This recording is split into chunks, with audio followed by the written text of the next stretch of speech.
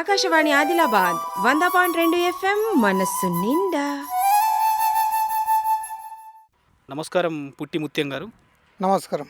ముందుగా చెప్పండి, మరి మీకు మొత్తం ఎన్ని ఎకరాల భూమి ఉన్నది? అది ఎసుంటి భూమి? మాకు ఇది చౌక అంటాం. చౌక భూమి ఇది 2 బిఘాలు ఉంటుంది. 2 బిఘాలు అంటే 2 ఎకరాలు. 2 ఎకరాలు ఉంటుంది. ఇంకా వేరే ఇలాగనే కానీ అది అందరు పొలం, అది 1/2 ఎకరం ఉంటుంది. ఇలా మరి ఇప్పుడు వరే కనిపిస్తున్నది, ఇంకా రెండో పంటగా యాసంగి పంటగా కూడా వరి నారుమడి కూడా కనిపిస్తున్నది. ఇలా బట్టి వరే వేస్తారా? వరే ఎత్తాం సార్, వరే. అయితే వరే వేస్తారు మాకు ఇది ఎందుకంటే ఇది నీళ్ళకి అలవాటు పడ్డ భూమి అయిపోయింది కాబట్టి ఇదే. అయితే కొంచెం ఇంకా ఎత్తు ఉంటేనేమో మనం ఇంకా వేరే పంట వాడచ్చు. మరి అట్లా ఒకటి దీన్ని ఎత్తు వేద్దామంటే మాకు ఇప్పుడు దీనికి సౌకర్యం లేదు, నీళ్ళ సౌకర్యం లేదు. పోచంపట్టి ప్రాజెక్టులో నీళ్ళు ఉంటేనే మాకు ఈ పంట, లేకుంటే లేదు. మాకు బోరు ఉంటే ఇంకొక రకం పంట కూడా మనం వేసుకోవచ్చు, కానీ అది లేదు కాబట్టి ఇదే వాడుతున్నాం. ఇటు పత్తి వేయకపోవడానికి గల కారణం ఏమంటారు మరి? అంటే భూమి నీళ్ళకు అలవాటు పడిపోవడమేనా, ఇంకా వేరే కారణం ఏమన్నా? అంటే ఈ 2 రకాలు ఉన్నది కదా, మనకు నీళ్ళ సౌకర్యం, ఇంకోటి మన సొంతం బోరు ఉంటేనేమో మనం ఇష్టం ఉన్న పంట పెట్టుకోవచ్చు. అది లేదు. ఇప్పుడు ఇక దీనికి నీళ్ళు అలవాటు పడ్డ భూమి అయిపోయింది. ప్రాజెక్టులో నీళ్ళు ఉంటేనే మనకు పంట, మనకు బోరు ఉంటేనేమో మన ఇష్టం ఉన్న పంట ఇంకా వేరే పెట్టుకోవచ్చు. తోట వేసుకోవచ్చు, మన తోట ఇంకేదన్నా వేసుకోవచ్చు. కానీ అది లేదు కాబట్టి దీనికి అలవాటు పడ్డ భూమి కాబట్టి ఇదే నడుస్తుంది వరి పంట. మరి పోయిన ఆనకాలం ఏం రకం వరి వేసిండ్రు? అందులో ఎంత వెళ్ళింది? ఆ పంట గురించి చెప్పుంది. ఆ పంట మంచిగా వచ్చింది సార్. ఏం రకం వేసిండ్రు? మేము ఇది అమాని వేసినాం. అంటే సన్నం రకం, దొడ్డు రకం? అంటే అందులో 2 నంబర్ అన్నట్లు. ఇది 2 నంబర్ కొంచెం పంట దిగుబడి ఎక్కువస్తుంది. అది 1 నంబర్ కొంచెం పంట దిగుబడి తక్కువ వస్తుంది, రేట్ ఎక్కువ. అంతే సార్. అందులో అంటే ఈ 2 నంబర్ దానికి ఏమైనా ఎక్కువ పని ఉండదు అనుకుంటా. కొంచెము దానికి రోగం తట్టుకుంటుంది. ఇక వేరే రకం 1 నంబర్ అది 2 మాటల 3 పంపు కొట్టాల. 15 రోజులకు ఒకసారి, 20 రోజులకు ఒకసారి, అది 3-4 రోజులకు ఒకసారి చూసుకుంటూనే ఉండాలి దాన్ని. కోడి పిల్లని కదా, ఏ గద్ద వచ్చి కొట్టుకపోతుందో అని ఇంటికాడ మనిషి ఎట్లా చూసుకుంటాడో దాన్ని కూడా 3 రోజులకు 2 రోజులకు ఒకసారి చూసుకుంటూనే ఉండాలి ఆ పంట పెట్టినామంటే. కానీ దీనికి అట్లా కాదు, కొంచెం నీళ్ళు బంద్ చేసినామంటే ఇది తట్టుకుంటుంది, ఇక సరిపోతుంది. అంటే ఇంకా చూసుకోవాల్సిన పని లేదన్నట్టుగా కొంచెం చూసుకుంటే అయిపోయా. ఎప్పుడన్నా మనం ఇటు వచ్చినప్పుడు చూసుకొని ఎట్లున్నా తిరుగులు చూసుకున్నాం అనుకో, దీనికి కొంత అత్తుందంటే కొన్ని నీళ్ళు తగ్గేసుకున్నామంటే దీనికి సరిపోతుంది. మందు ఎక్కువ వాడడం అవసరం లేదు. మీకు ఎన్ని వెళ్ళినాయి మరి 2 బిఘాలల్లో? అంటే ఎన్ని కుంటాలు వెళ్ళినాయి? అంటే 50 బస్తాలు ఇండ్లు వెళ్ళినాయి. బస్తాలు అంటే కుంటాలు? కుంటలు కావు సార్. అవి ఎంత 84, 86 అంటే సంచులం బట్టి ఉంటాయి. సంచి పెద్ద ఉన్నాళ్ళనేమో 80 చిల్లర వస్తాయి. ఇక చిన్న ఉన్నాళ్ళంటే 70, 75, 76 ఆ సంచులం బట్టి అన్నట్లు. అది కాంట ఇస్తారు కదా, కాంట సంచులో ఆ సంచి తిరిగి అదైతే అన్నట్లు. ఇక ఇంకా వేరే రకం పెట్టిన 1/2 బేయికి అవి 8 సంచులు వెళ్ళినాయి. 8 సంచులు అంటే మనకు 5 కుంటల నర అయినాయి. ధర ఎంత దొరికింది దానికి? దానికి 2000 సార్ కుంటలకు అన్నిటికీ. సన్న రకం కదా అది, బీపీటీ అంటాము దాన్ని. ఇది ఏంది సొన్న మసూరు అని అంటాము. అవి సన్నం ఉంటుంది. దానికి పంట దిగుబడి తక్కువ వస్తుంది, రోగం ఎక్కువ ఉంటుంది కాబట్టి పంపు ఒట్టుడు ఎక్కువ అని ఇది పెడతాం అన్నట్లు. అట్లా ఇప్పుడు మీరు ఎంత ఖర్చు చేసిండ్రు ఈ ఆనాకాలం వరి మీద? మీకు ఎంత లాభం వచ్చింది అందా? ఇక సారు ఇట్లా మనము చెప్పుకుంటే ఈ పంట ఇప్పుడు ముందు మేము ఎట్లా దున్నుకుంటుంటాము, మేము బదిలీ పెట్టి కోసుకుంటుంటాము.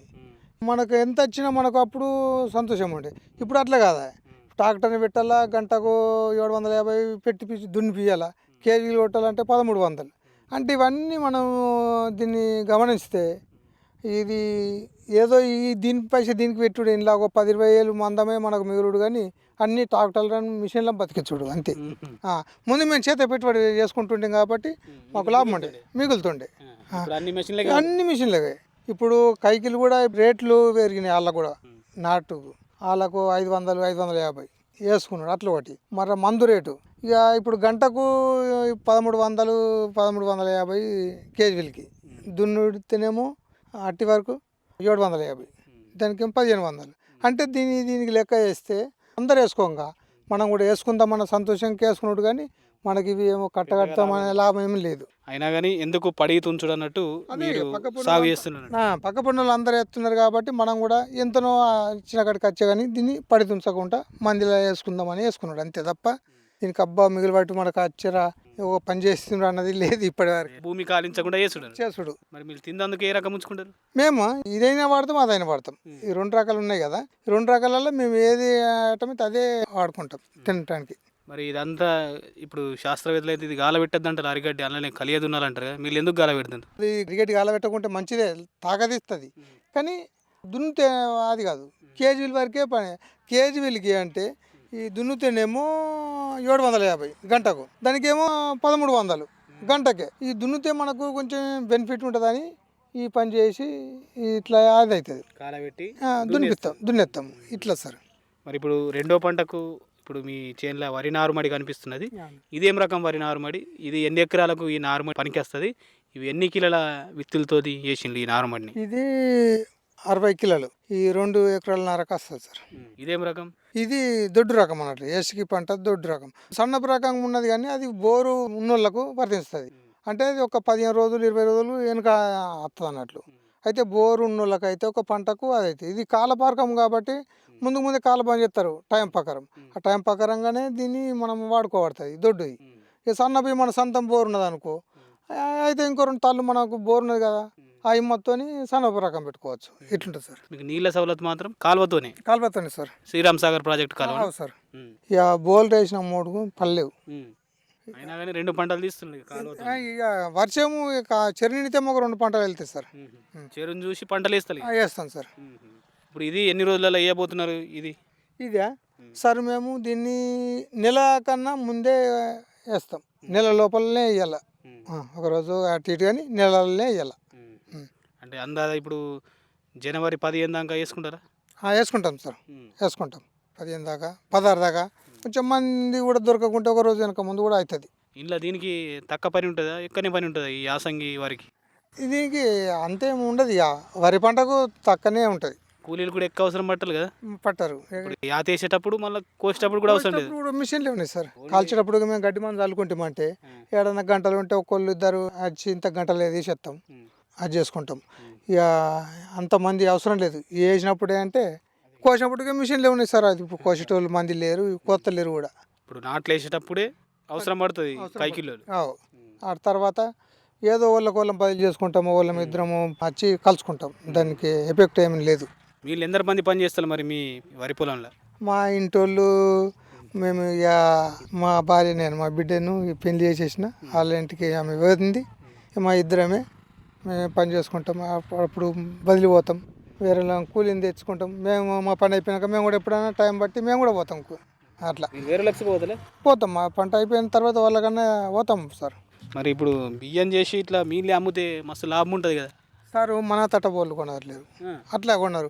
ఎట్లా అంటే మనము దానికి అందులో ఏం కలుపుతాము, పురుగు కాకుండా ఏమన్నది మనకు అది దాని మిట్టమిల్స్ మనకు తెలియదు కాబట్టి మనం చేయలేము. ఇప్పుడు ఏమైతే అట్లు తెచ్చి మనం ఇంట్లో పోతాం, అయలకలకు మొత్తం సంచులు కొడతాయి, మరి ఇంకా పొక్కులు తయారవుతుంది అంటే మొత్తం బియ్యపిత్తింది తింటుంది. అది మనకు రిస్క్. ఇక జాగా ఉన్నోళ్ళు తెచ్చి తిన్న కాడికి తినే ఉన్న కాడికి ఉండే అని అంటారు. కానీ మనకు జాగా ఎక్కలేదు కాబట్టి మన పూర్తనే ఉన్నది కాబట్టి మనము దాంతే ఉంచుకుంటాము. ఇక మనం బియ్యము ఆ రిస్క్ తీసుకోమన్నట్లు. అది మనతో కాదు. ఇంకోటి అది మన అట్లా వేసేటోళ్ళకు ఏదన్నా ఒక ట్రాక్టరా ఒకటి ఏదన్నా ఒకటి బిజినెస్ వాళ్ళకు అది పనిచేస్తుంది. అది మా అసంటి వ్యవసాయం చేసేటోళ్ళకి అది పనిచేయదు. మేము దీని మీద ఆధారపడి ఉన్నాం కాబట్టి మాకు పనిచేయదు. మేము ఎలా అమ్ముతామన్నా కానీ మీ అసంటోళ్ళు ఎక్కడికి వెళ్ళి తెచ్చినావు ఇది ఏందని అడుగుతారు. అదంతా మాకు కుదరని పని. మా పని మాకే ఇది వర్తిస్తుంది. వీళ్ళు కొన్ని ఉంచుకొని మిగతా అన్ని అమ్మేస్తాం సార్. పొట్టకు మాత్రం మేము సరిపోయిన ఉంచుకుంటాం. మరి ముత్యం గారు ఒక 30-40 ఏళ్ళ వ్యవసాయం చేస్తున్న ఒక రైతుగా వేరే రైతులకు ఏం చెప్తారు? మరి ఎట్లా చేసుకుంటే వ్యవసాయంలో లాభం ఉన్నది అంటారు? సార్ ఎట్లా చేసుకుంటే లాభం ఉన్నదంటే ఇప్పటి పరిస్థితుల వాళ్ళ ట్రాక్టర్ అల్లకుంటే దాంతో లాభం. కానీ ఈ రోజుల్లో కిరాయి పెట్టి దున్నిపించుకున్నాడు చేపించుకున్నకి ఏం లాభం లేదు సార్. మనది మనకు ఉండాలి, సొంతం మనకు ఉండాలి. ఇప్పుడు నాసుంటోడికి ఉన్నది 2 ఎకరాలన్నర ఉన్నది. 2 ఎకరాలన్నరకు ట్రాక్టర్ తెచ్చుకుని తెచ్చుకుందామంటే అంత పలుకుబడి లేదు. తెచ్చుకొని కూడా నడపలేము. ఏదో ఒక 5-6 ఎకరాలు ఉన్న వాళ్ళు తెచ్చుకుంటే వాళ్ళకు కొంచెం చేత పెట్టుబడి తక్కువ ఉంటుంది, మంచిగా ఉంటుంది. ఎట్లుంటుంది సార్. కాబట్టి ఓళ్ళ యంత్రాలు ఆలకుంటేనే ఓళ్ళ పరికరాలు ఆలకు ఉంటేనే సరే మంచిగా ఉంటుంది. సార్ మంచిది. మరి ముత్యం గారు ఈ ఎండాకాలం లేక యాసంగిలో వేయబోయే ఈ వరి పంటలో మంచిగా లాభం సాధించాలా, మస్తు వెళ్ళాలని కోరుకుంటూ వరిలో ఉన్న మీ అనుభవాల్ని మాతో పంచుకున్నందుకు ధన్యవాదాలు. Thank you sir. Akashvani Adilabad 100.2 FM మనసు నిండా.